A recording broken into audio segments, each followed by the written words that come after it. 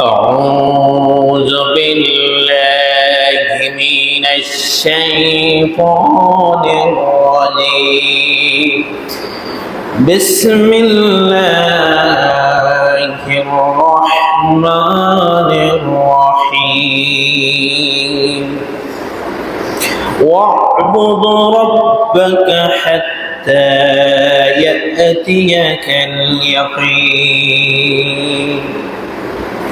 صدق الله العظيم وصدق رسوله النبي الكريم ونحن على ذلك من الشاهدين والشاكرين والحمد لله رب العالمين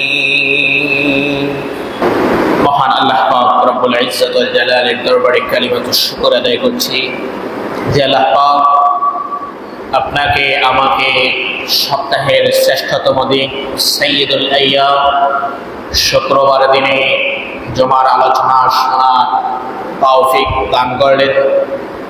সেজন্য হৃদয়ের সবটুকু আবেগ অনুভূতিকে উদার করে দিয়ে প্রাণবন্ত আওয়াজে কালিমাতুশ শুকর আদায় করছি আলহামদুলিল্লাহ।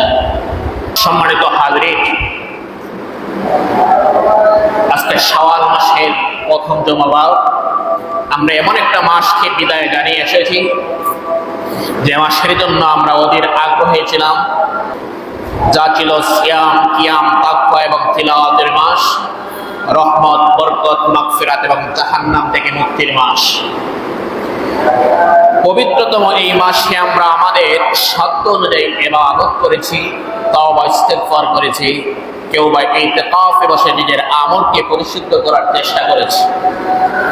এখন আমাদের কাজ হবে এই পরিশুদ্ধ আমলকে যেন আবার নতুন করে কোনো দাগ না লাগে, নতুন করে যাতে এই আমল থেকে আমরা বিচ্যুত না হয়ে দুনিয়ার কাজে ব্যস্ত না হই সেদিকে লক্ষ্য রাখা, পাশাপাশি আমাদের আমলকে আরো বৃদ্ধি করা।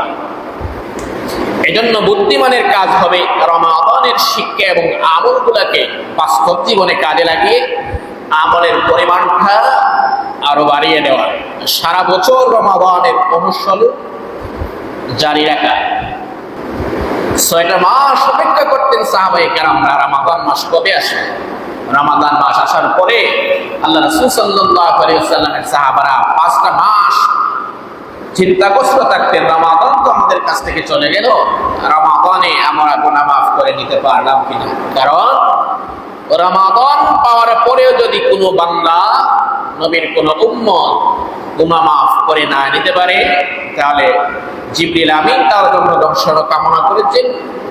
প্রিয় হাবিব মুহাম্মদ রাসূলুল্লাহ সাল্লাল্লাহু আলাইহি ওয়াসাল্লাম ধ্বংস কামনা করেছেন। এজন্য মুমিনের উচিত হবে রমাদানুল মুবারকে আমরা যেরূপ আমল ইবাদত বন্দেগী করেছি, তাকওয়ার গুণাগুণ আমাদের মধ্যে ধারণ করে সমস্ত পাপাচার থেকে যতটুকু আমরা বিরত থেকেছি, তেমনি ভাবে বাকি 11 মাসও সেরকম ইবাদত বন্দেগী করার পাশাপাশি তাকওয়ার পরিচয় বহন করে সমস্ত পাপাচার থেকে বিরত থাকার নামে হচ্ছে মুমিনের জন্য রমাদানের শিক্ষা। আর এই ইবাদত শুধুমাত্র রমাদান মুবারক আসলে দিনভর ইবাদত বন্দেগী করা হবে, বাকি 11 মাস ফেলায় ফেলায় কাটিয়ে দেওয়া হবে, সেটা মুমিনের বৈশিষ্ট্য হতে পারে না। ইবাদত তো মৃত্যুর আগ অবধি আপনাকে আমাকে করতে হবে। রমাদানুল মুবারক আসলে 24 ঘন্টার মধ্যে 20 ঘন্টা ইবাদতে কাটালাম, আর বাকি 11 মাস 24 ঘন্টার মধ্যে 1 ঘন্টা আমি ইবাদতে কাটালাম না, সেটা মুমিনের উচিত নয়। মুমিনের উচিত তো সার্বক্ষণিক মৃত্যুর আগ অবধি আল্লাহ তাআলার ইবাদত করা। মুমিনের জীবন সবকিছু একমাত্র কেবলমাত্র আল্লাহ পাক রব্বুল আলামিনের জন্য, আল্লাহ তাআলার জন্যই পুরো জীবনটা আপনাকে ব্যয় করে নিতে হবে। পবিত্র কোরআনে আল্লাহ পাক রব্বুল আলামিন বলছেন, কুল ইন্না সলাতি ওয়া নুসুকি ওয়া মাহইয়ায়া ওয়া মামাতি লিল্লাহি রাব্বিল আলামিন। নিশ্চয় আমার নামাজ, আমার কুরবানি, আমার হায়াত, আমার মুখ একমাত্র কেবলমাত্র আল্লাহ পাক রব্বুল আলামিনের জন্য। আর এই যে জীবন দিলেন, মওত দিলেন, হায়াত দিলেন, কেন দিলেন? আল্লাযী খালাকাল মাউতা ওয়াল হায়াত লিয়াবলুয়াকুম আইয়ুকুম আহসানু আমালা। আল্লাহ পাক সূরা মুলকের 2 নম্বর আয়াতে বলেন, আমি হায়াত এবং মওতকে সৃষ্টি করেছি প্রতিযোগিতা করার জন্য, অনুধাবন করার জন্য, তোমরা যাতে ভালো আমলের প্রতিযোগিতা করতে পারো, সেজন্য আমি তোমাকে হায়াত নামক জীবনটা দিলাম। এই জীবনটা আপনার জন্য শেষ নয়। আল্লাহ পাক রব্বুল আলামিন আমাদেরকে মৃত থেকে জীবিত করেছেন, জীবিত থেকে আবার তিনি মৃত করবেন, সেই মৃত থেকে আবার তিনি পুনরুজ্জীবিত করবেন। كيف تكفرون بالله وكنتم أمواتا فأحياكم ثم يميتكم ثم يحييكم ثم إليه ترجعون। আমরা ছিলাম মৃত, আল্লাহ তাআলা আমাদেরকে হায়াত দিলেন, এখন আমরা হায়াত অবস্থায় আছি, আবার আল্লাহ পাক রব্বুল আলামিন আপনাকে আমাকে মরণ দিলেন। সেই মরণ হওয়ার পর আবার আল্লাহ পাক রব্বুল আলামিন কাল কিয়ামতের ময়দানে আপনাকে আমাকে আবার পুনরুজ্জীবিত করবেন।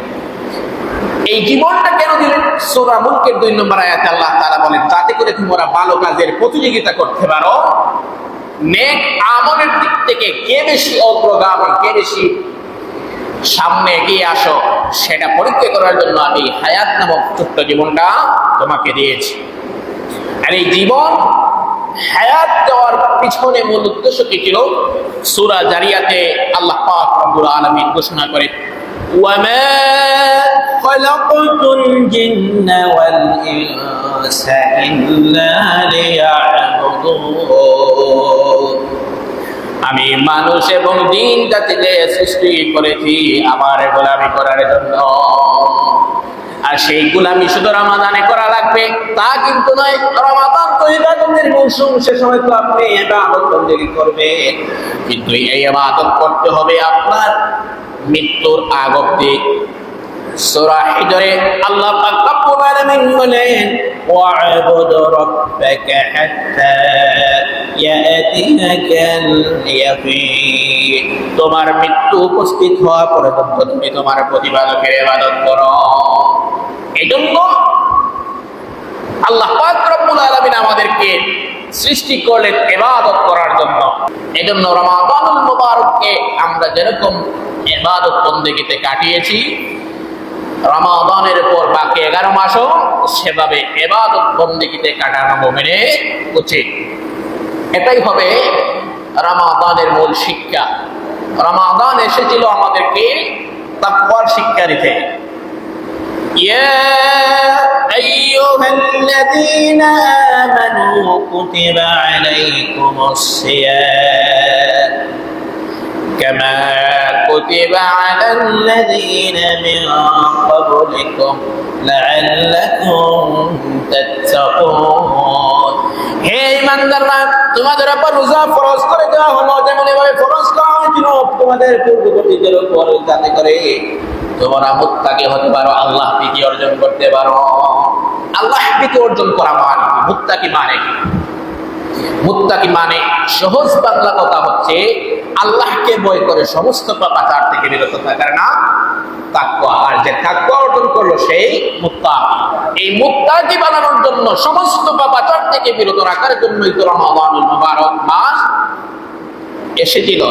এজন্য রমাদানুল মুবারক মাস চলে গেছে, কিন্তু এই রমাদানুল মুবারক যে কারণে এসেছিল আমাদেরকে মুত্তাকি পরহেজগার বানানো, সমস্ত পাপাচার থেকে বিরত থাকা, যে প্র্যাকটিসটা রমাদানে আমাদেরকে করে গেল, সেই প্র্যাকটিসটা বাকি 11 মাস আমাদের বাস্তব জীবনে কাজে লাগানো হচ্ছে রমাদানের মূল শিক্ষা। এই জন্য রমাদানুল মুবারকের শিক্ষা এই পয়েন্টে আমি 4টা পয়েন্টে কথা বলবো ইনশাআল্লাহ। পবিত্র রমাদান মাস আমাদের কাছে যেসব শিক্ষা এবং পয়গাম রেখে গেছে, আমাদের জীবনের সেগুলা বাস্তবায়ন করা খুবই জরুরি। 1 নাম্বার হচ্ছে রমাদানের শিক্ষা ইখলাস। পবিত্র রমাদান মাস আমাদেরকে ইখলাসের শিক্ষা দিয়েছে। রোজা এমন এক আমল, এতে লোক দেখানোর কোনো সম্ভাবনা থাকে না। রোজা এমন একটা আমল, এই আমল যদি আপনি রোজা রাখার মাধ্যমে পালন করেন, তাহলে সেই আমলের মধ্যে লোক দেখানোর কোনো জিনিস থাকে না। কোনো পাগলেও এটা মনে করবে না যে আমি যদি লোক দেখাই তাহলে তো লোকের সামনে আমি না খেয়ে থাকতে পারবো, আড়ালে তো অনেক কিছু খেতে পারবো। কিন্তু কোনো পাগলে রোজা রাখার নামে মানুষের সামনে কিছু বক্ষণ না করে আড়ালে কি কিছু খায় না। কেন খায় না? আল্লাহ তাআলাকে ভয় করে। মানুষ নামাজ পড়তে পারে মানুষকে দেখানোর জন্য। একটা সমাজে গেছি, এই সমাজের অধিকাংশ মানুষ নামাজ পড়ে, কিন্তু সে যদি নামাজ না পড়ে মানুষ মনে করবে এ আবার কিসের মুসলমান, আযান হয়েছে কিন্তু মসজিদে যায় না। এই চক্ষু লজ্জায় মানুষের সাথে মানুষের জন্য, মানুষকে দেখানোর জন্য হলেও এই ব্যক্তি মসজিদে গিয়ে নামাজ পড়তে পারে। সুতরাং নামাজ মানুষকে দেখানোর জন্য হতে পারে। আবার হজ মানুষ পালন করে, হজটাও মানুষকে দেখানোর জন্য হতে পারে। কেমনি ভাবে অনেক ধন সম্পদের মালিক হয়েছে, বিত্তবান হয়েছে, তার উপর হজ ফরজ হয়েছে, কিন্তু হে যদি হজ পালন না করে, লোকেরা বলবে এত ধন সম্পদের মালিক হওয়া সত্ত্বেও হজ করলো না, এ কেমন লোক, এটা কিপটা বলবে। কি বলবে?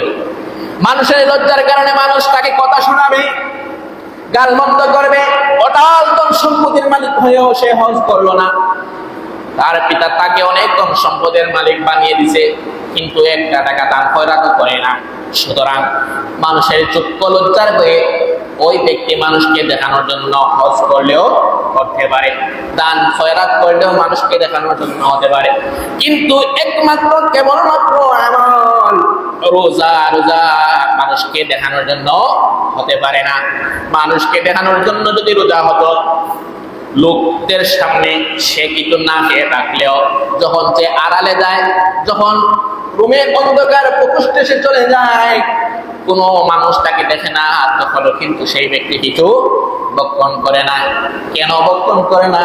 কারণ সে রোজাটা রাখছে একমাত্র আল্লাহ তাআলার জন্য। এজন্য এই ইখলাসটাকে কাজে নিতে হবে।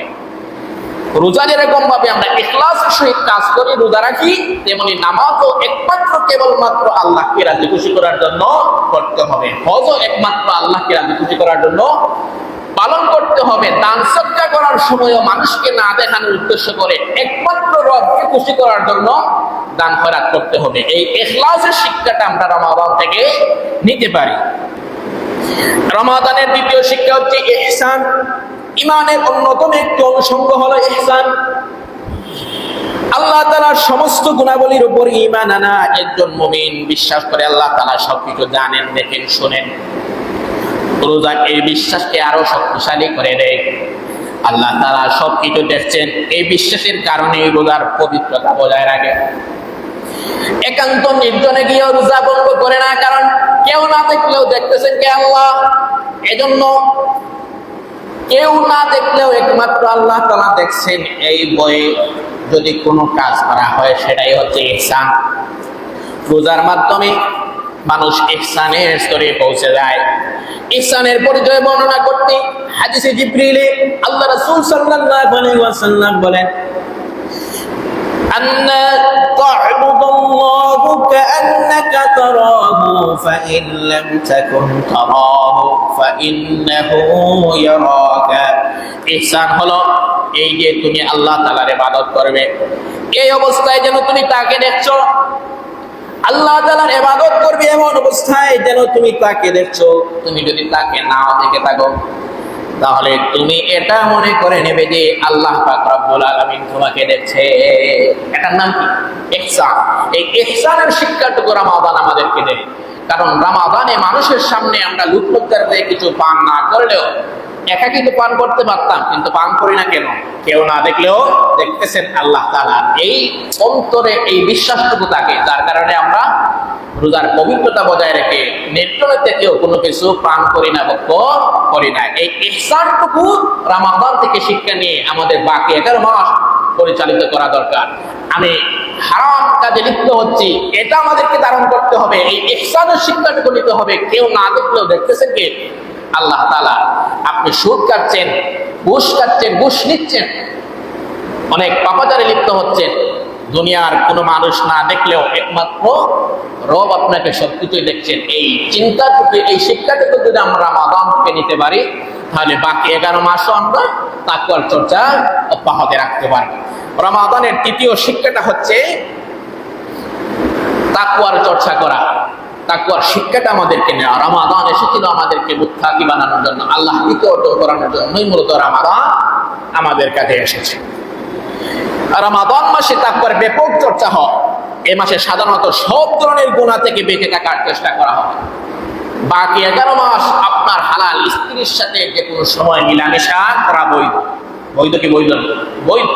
রমাদানুল মুবারক মাস আসলে কিছুটা রুটিনের মধ্যে আল্লাহ পাক রব্বুল আলামিন পরিবর্তন সাধিত করে, যার কারণে অনেক নির্দিষ্ট টাইমে অনেক হালাল কাজ হারাম হয়ে যায়। এটা কেবলমাত্র আল্লাহ তাআলাকে ভয় করার জন্য আমরা এই আদেশটুকু মেনে দেই। এজন্য রমাদানুল মুবারক মাস যেহেতু আমাদের জন্য তাকওয়া চর্চার মাস হিসাবে এসেছিল, আর তাকওয়ার মূল ধারণা কনসেপ্ট হলো আল্লাহকে ভয় করে সমস্ত পাপাচার থেকে বিরত থাকার নামই হচ্ছে তাকওয়া। এখন রমাদানুল মুবারক মাসে আমরা দিনের বেলায় পাপাচার থেকে বিরত থাকলাম, রাতের বেলায় সাধ্য অনুযায়ী কিয়ামুল লাইল আদায় করলাম, সবকিছুই ঠিক আছে। রমাদানুল মুবারক মাস যেই চলে যায়, ঈদের দিন থেকে ঈদের আনন্দ নামে উৎসব উল্লাসে মেতে ওঠে। এই তাকওয়ার চর্চাটা আমরা ঈদের দিন থেকেই বিদায় দিয়ে নেই। গান চর্চা করা হারাম, গান শোনাও হারাম, গান গাওয়াও হারাম, ফ্রি মিক্সিং হারাম। কিন্তু এই ঈদের আনন্দ উল্লাসে মেতে উঠতে দেখা যায় যুবক যুবতীরা কিংবা কলেজ ভার্সিটি ছেলে মেয়েরা ঈদের আনন্দ ভবন নামে ঈদের দিন থেকেই শুরু হয়ে যায়। স্পিকার বাজে, মাইক বাজে, যুবক যুবতীরা একসাথে ফ্রি মিক্সিং হয়ে শিক্ষা সফরে যায়, আনন্দ গ্রহণে যায়। তাদের মধ্যে কি সেই রমাদানের যে মূল কনসেপ্ট, রমাদান যে আমাদের জন্য তাকওয়া চর্চার মাস হিসেবে আসলো, সেই তাকওয়াটা কি তারা অর্জন করতে পারলো? যদি এই তাকওয়ার শিক্ষাটা তারা নিতে পারতো, রমাদানুল মুবারক 30টা দিন যেরকম তারা আল্লাহকে ভয় করে সমস্ত পাপাচার থেকে বিরত থাকতে পেরে দিল, এই ঈদের দিন তারা সেই শিক্ষাটা ধারণ করে সমস্ত পাপাচার থেকে বিরত থাকার নামই ছিল মূলত রমাদানের শিক্ষা, কিন্তু তারা সেটা নিতে পারে নাই। এজন্য শুধু রমাদান মুবারক আসলেই আমরা ইবাদত বন্দেগী করব, সমস্ত পাপাচার থেকে বিরত থাকবো, তা কিন্তু নয়। এই রমাদানুল মুবারকের তৃতীয় শিক্ষা হচ্ছে তাকওয়া। সেই তাকওয়ার শিক্ষাটা আমরা নিয়ে বাকি 11 মাস যাতে আল্লাহ তাআলাকে ভয় করে সমস্ত পাপাচার থেকে বিরত থাকতে পারি, সেই চেষ্টাটুকু আমাদের করতে হবে। রমাদানের চতুর্থ শিক্ষা হচ্ছে সিয়াম পালন করা। সিয়াম যে শুধুমাত্র কেবলমাত্র রমাদানুল মুবারক মাস আসলেই আমরা পালন করবো তা কিন্তু না। আল্লাহ রাসূল সাল্লাল্লাহু আলাইহি ওয়াসাল্লামের প্রতি আপনার আমার যদি মহব্বত থেকে থাকে, তাহলে আল্লাহ রাসূল সাল্লাল্লাহু আলাইহি ওয়াসাল্লামের জীবন পর্যালোচনা করলে দেখা যায় আল্লাহ রাসূল সাল্লাল্লাহু আলাইহি ওয়াসাল্লাম অন্যান্য সময়ও কিছু সুন্নাত কিংবা নফল রোজা রেখে সবসময় অভ্যস্ত ছিলেন। আল্লাহ তাআলাকে সন্তুষ্ট করার অন্যতম একটি মাধ্যম হলো রোজা। আমি আগেও বলেছি, সমস্ত আমলের প্রতিদানটুকু আল্লাহ পাক রব্বুল আলামিন ফেরেশতাদের মাধ্যমে লিপিবদ্ধ করান, ফেরেশতাদের মাধ্যমে আপনাকে। কিন্তু রোজা এমন একটা আমল যে আমলের প্রতিদানটুকু জায়গাটুকু একমাত্র কেবলমাত্র আল্লাহ পাক রব্বুল আলামিন নিজেই দেবে। এজন্য রবকে খুশি করার জন্য সর্বোত্তম একটা মাধ্যম হচ্ছে রোজা রাখা। তাই সারা বছর রোজার আমল অল্প অল্প করে ওরা জারি রাখতে হবে। সারা বছরই প্রতি মাস এবং বিভিন্ন উপলক্ষে কেন্দ্র করে ইসলামের রোজার বিধান রয়েছে, এগুলার প্রতি যত্নবান হতে হবে। শাওয়ালের রোজা, আমরা এখানে যে মাসে অবস্থান করতেছি সেটা হচ্ছে কি শাওয়াল মাস। এ মাসে 6টি রোজা রাখার অনেক ফজিলত রয়েছে। রমাদানের রোজার পর শাওয়াল মাসে 6টি রোজা রাখলে পূর্ণ 1 বছরের রোজা রাখার সওয়াব পাওয়া যায়। বলেন সুবহানাল্লাহ। হাদিস শরীফে এসেছে আল্লাহ রাসূল সাল্লাল্লাহু আলাইহি ওয়াসাল্লাম বলেন, মা সামা রমাদান, যে ব্যক্তি রমাদানের সিয়াম পালন করলো, সুম্মা আতবাআহু সিত্তান মিন শাওয়াল, অতঃপর শাওয়াল মাসে 6 দিন রোজা রাখলো, কানা কাসিয়ামুদ দাহর, সেজন্য সারা বছরে রোজা রাখলো। এখন এই হিসাবটা কেমন করে? আল্লাহ রাসূল সাল্লাল্লাহু আলাইহি ওয়াসাল্লামের উপর একটা আয়াত নাযিল নাযিল হয়েছে। প্রত্যেকটা কাজের বিনিময়ে আল্লাহ পাক রব্বুল আলামিন 10 করে নেকি দেন। কত করে নেকি দেন? 10 করে। এখন লম্বা হিসেবে যাই না, 1 মাস রোজা রাখলে আল্লাহ রাসূল সাল্লাল্লাহু আলাইহি ওয়াসাল্লামের উপর সেই আয়াতের আলোকে 1 মাস রোজা রাখলে 10 মাস রোজা রাখা সব আমরা পেয়ে যাই। আর শাওয়াল মাসে যদি আমরা 6 দিন রোজা রাখি, প্রতিটা রোজার বিনিময়ে যদি ধরি, একটা রোজার বিনিময়ে যদি 10 দিন, তাহলে 6 দিনে 60, তাহলে 10 মাসে হয় 300 দিন, আর এদিকে 6 দিনে হয় 60 দিন, 60টা রোজা রাখার সব, সুতরাং হয় 360 দিন। চন্দ্র মাসের হিসাব অনুযায়ী 360 দিনে বছর হয়। এই আলোকে যদি আপনি রমাদানুল মুবারকের 6টা রমাদানুল মুবারকের রোজা রাখার পর শাওয়াল মাসের 6টা রোজা আপনি আদায় করে, তাহলে আল্লাহ পাক রব্বুল আলামিন আপনাকে সারা বছর রোজা রাখার সওয়াব দিবেন। বলেন সুবহানাল্লাহ। এখন এটার নিয়ম হচ্ছে, আপনি চাইলে একাধারেও রাখতে পারেন 6টা, কিংবা আপনি যদি একদিন পর পরও রাখেন তাও রাখতে পারবেন। এখন যদি মনে করেন একটা রোজা রাখছেন শাওয়ালের, এখন আপনি সফরে চলে গেলেন, 4 দিন 5 দিন গ্যাপ হলো, তারপরেও রাখতে পারবেন। এতটা সহজ করে দেওয়া হচ্ছে, মানে শাওয়াল মাসের মধ্যে আপনার সুবিধা মতো 6টা রোজা রাখতে পারলে এই সওয়াবের অন্তর্ভুক্ত আপনি হয়ে যাবেন। আল্লাহ পাক রব্বুল আলামিন আমাদের শাওয়াল মাসের রোজা রাখার তৌফিক যেন দান করেন, সবাই বলেন আমিন। শাওয়াল মাসের রোজা রমাদানের রোজা কবুল হওয়ার আলামত বহন করে। ইমাম ইবনে রজব রাহিমাহুল্লাহ বলেন, রমাদানের রোজার পর পুনরায় রোজা রাখা রমাদানের রোজা কবুল হওয়ার আলামত।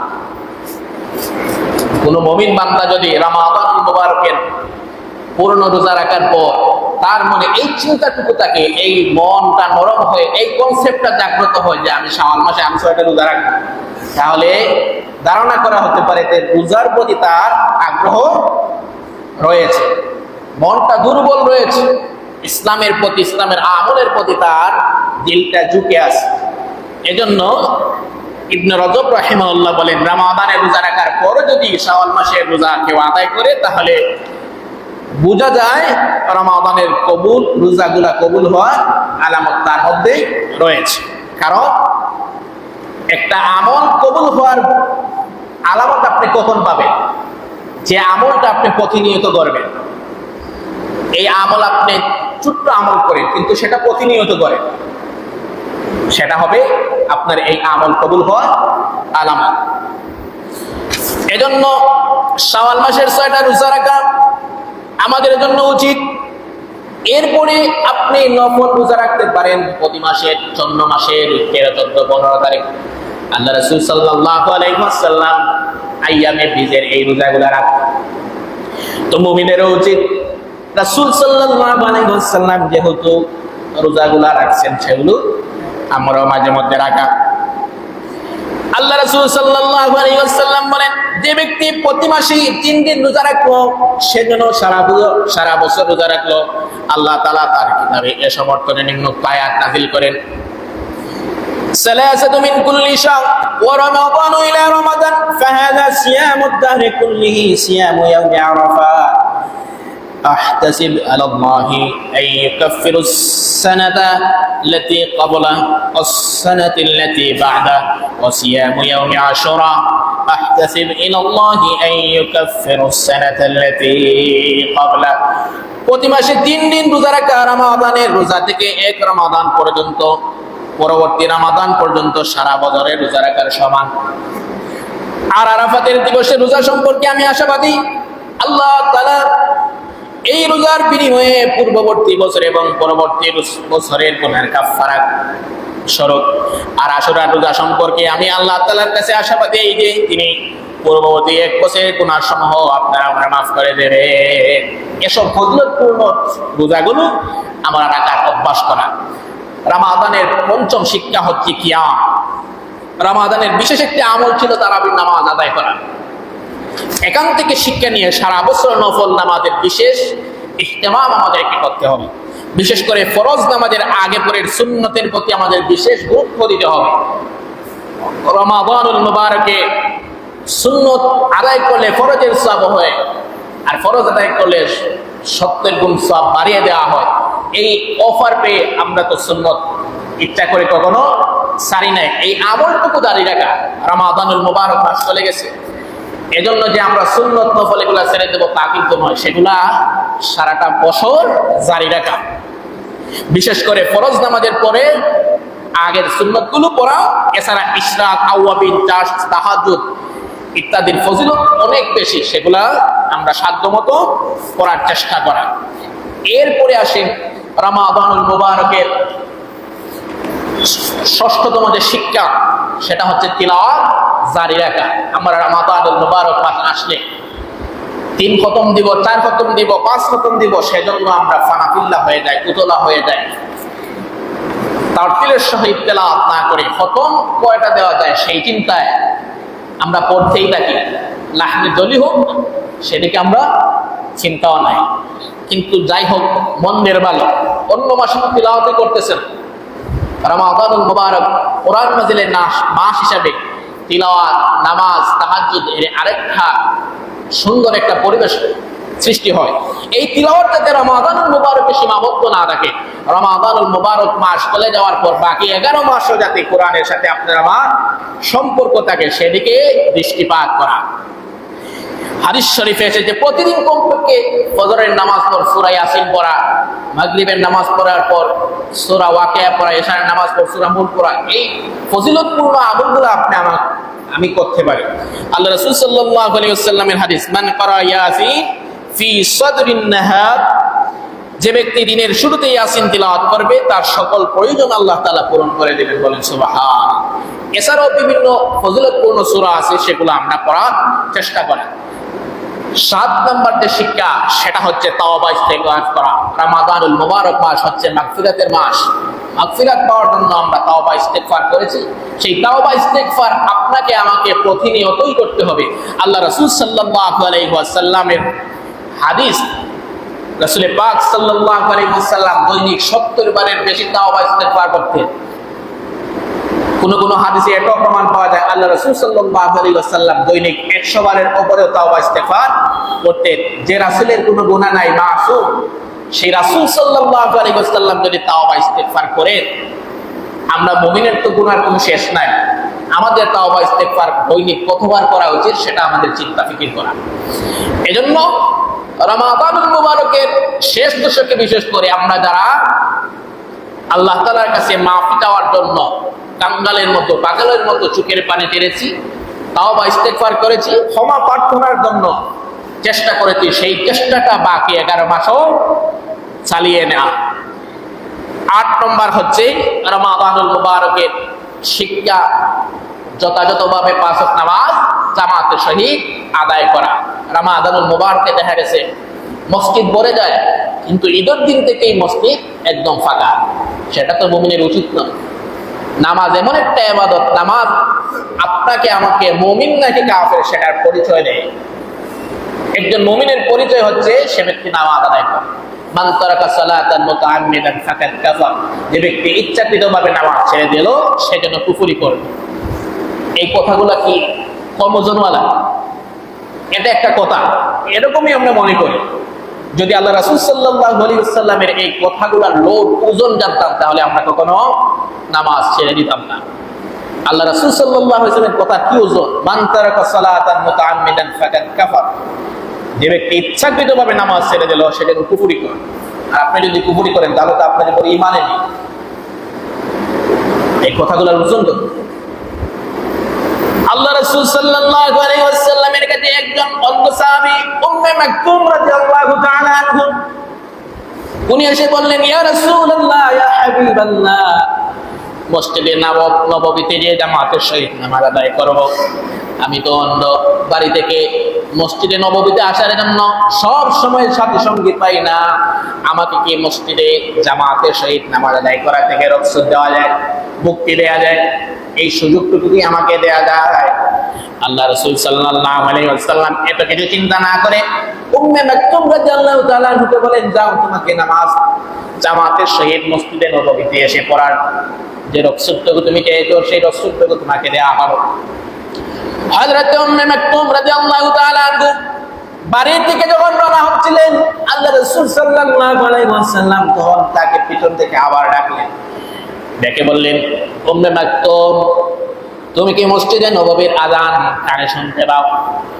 উম্মে মাকতুম রাদিয়াল্লাহু তাআলা আনহু বলেন, ইয়া রাসূলুল্লাহ, ইয়া হাবিবাল্লাহ, আমি তো অন্ধ, চোখে দেখি না, কিন্তু কানে তো আমি শুনি। মসজিদে নববীর আযান আমার কান পর্যন্ত পৌঁছে যায়।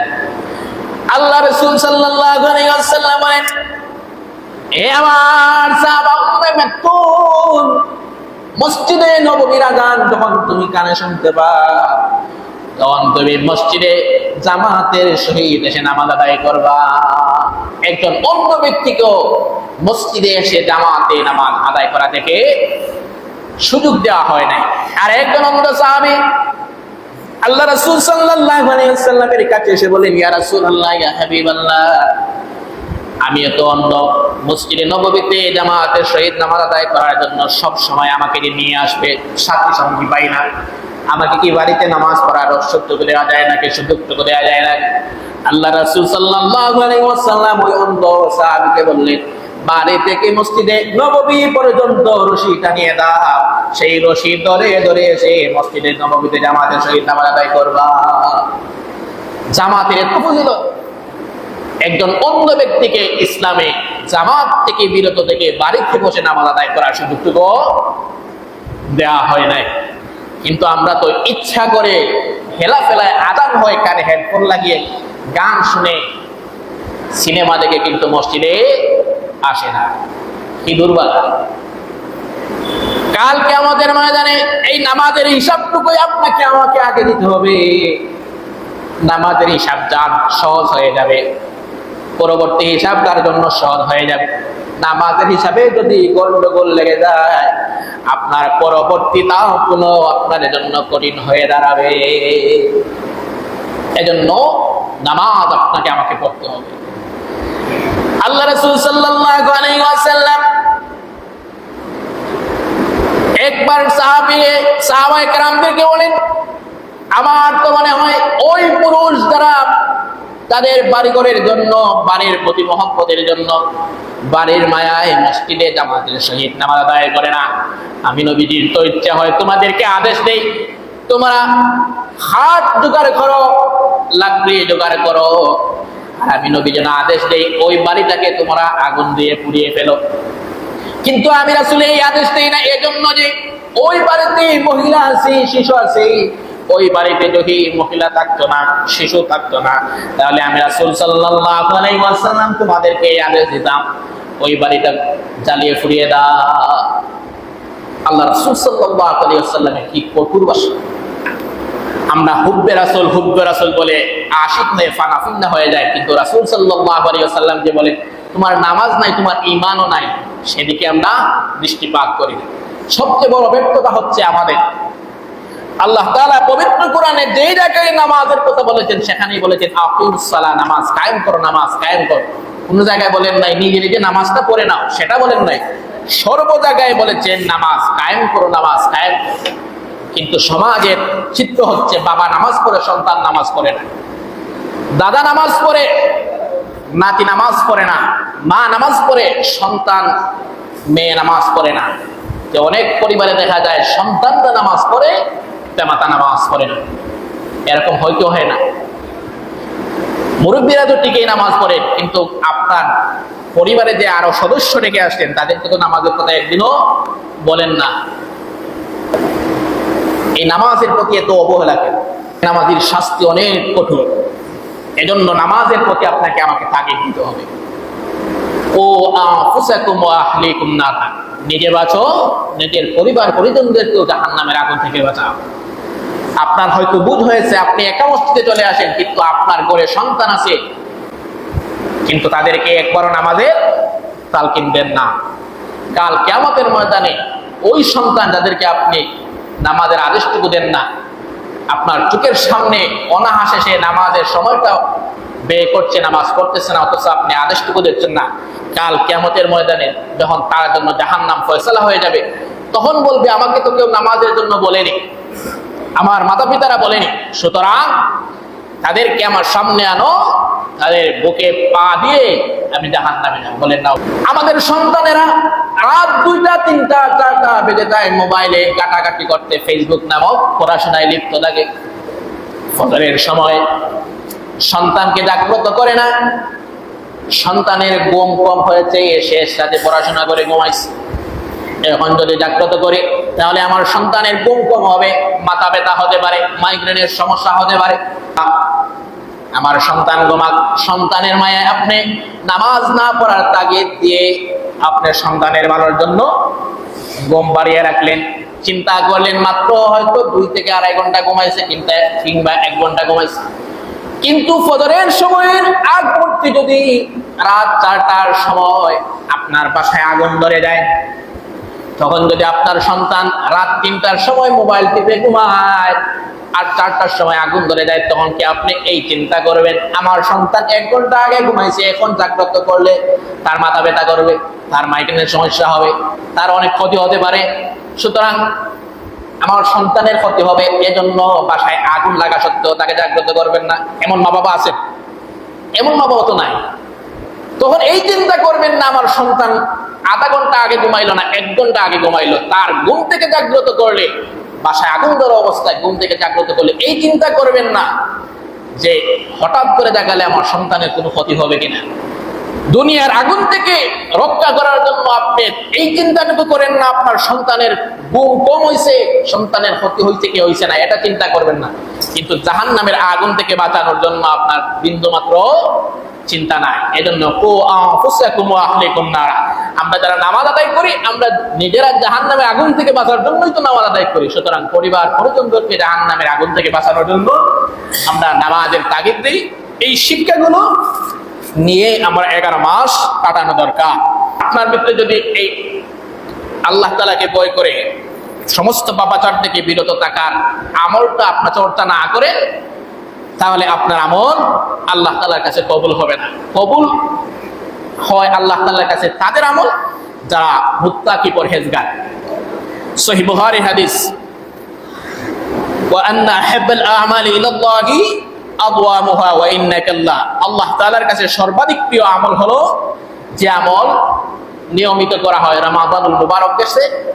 আল্লাহ তাআলার কৃপায় আমরা গুনাহ থেকে বেঁচে থেকে রমাদানুল মুবারক মাস কাটিয়েছি। এই রমাদানুল মুবারক মাস যেভাবে কাটিয়েছি, সেভাবে আল্লাহ তাআলাকে ভয় করে সমস্ত পাপাচার থেকে বিরত থেকে আগামী 11 মাস কাটানো যাতে যায়, সেই ফিকির করা আমাদের মুমিনের জন্য উচিত। আল্লাহ পাক রব্বুল আলামিন আমাদেরকে রমাদানুল মুবারকের শিক্ষাকে বাস্তব জীবনে কাজে লাগিয়ে 11টা মাস কাটানোর তৌফিক এনায়েত দান করুন। ওয়া আখির দাওয়ানা আলহামদুলিল্লাহি রাব্বিল আলামিন।